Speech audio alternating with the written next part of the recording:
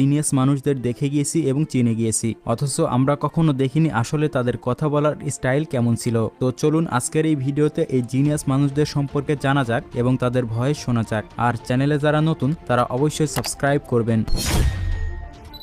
Adolf Hitler. পৃথিবীর ইতিহাসে অন্যতম দুর্ধর্ষ ব্যক্তি ছিলেন অ্যাডলফ হিটলার। মূলত তার কারণেই দ্বিতীয় বিশ্বযুদ্ধের সূচনা হয়েছিল এবং তিনি একসাথে 60 লক্ষ ইহুদিদের মেরেছিলেন। তার জীবনকাল হল 1889 সাল থেকে 1945 সাল পর্যন্ত।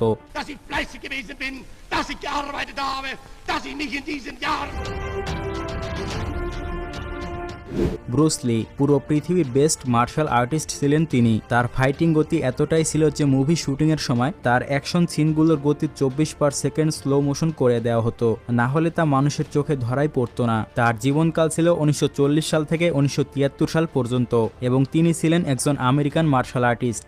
I said, empty your mind. Be formless.